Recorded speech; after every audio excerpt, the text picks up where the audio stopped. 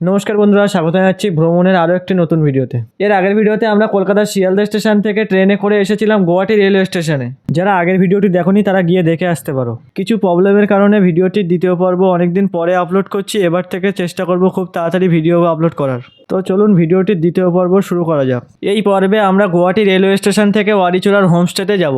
আমাদের tour organiser এবার দুটো গাড়ি করেছে আমাদের এই পুরো ট্যুরটার জন্য, একটি ট্রাভেলার আর একটা ইনোভা। কিছুক্ষণ গাড়ি চলার পরে আমাদের অর্গানাইজার একটু রেস্ট দেয়। সবাই তখন বাইরে বেরিয়ে দোকানে খাবার জিনিস খুঁজতে থাকে।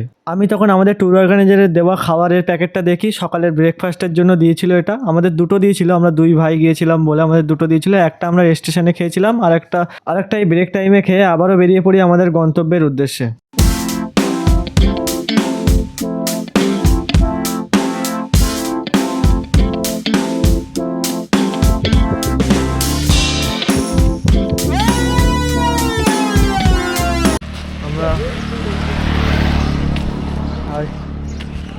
আমরা এই দিক থেকে যাচ্ছিলাম। এখন আমরা এসে দাঁড়িয়েছি এই কালী মাতার মন্দিরের কাছে।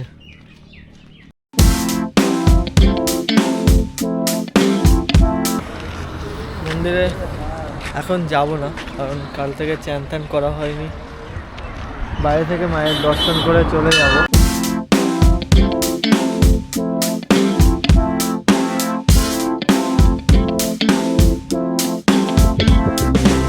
এখন মেঘালয়তে ঢুকে গেছে। স্যার দো গাড়ি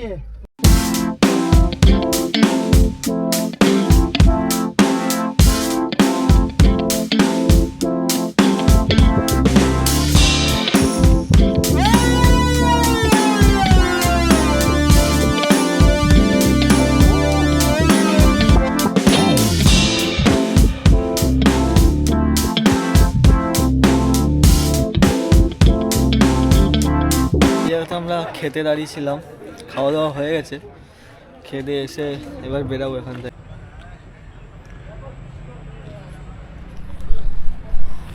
এখানে বেশিক্ষণ থাকবো না, আমরা জাস্ট খাওয়ার জন্য এখানে দাঁড়িয়েছি। খাওয়া হয়ে গেলে এখান থেকে বেরিয়ে যাব। তো খাওয়া হয়ে গেছে, এখনও পুরো সবার খাওয়া হয়নি। এবারে এখান থেকে বেরিয়ে যাব। দেখতে পাচ্ছ রাস্তা।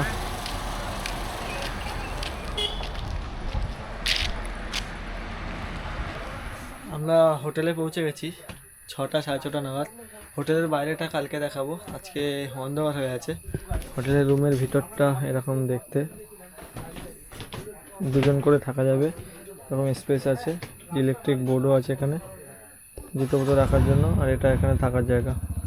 এবারটাও ছোটো একটা স্পেস আছে, বাম্বু কটেজ, উপরে টিনের শেড আছে।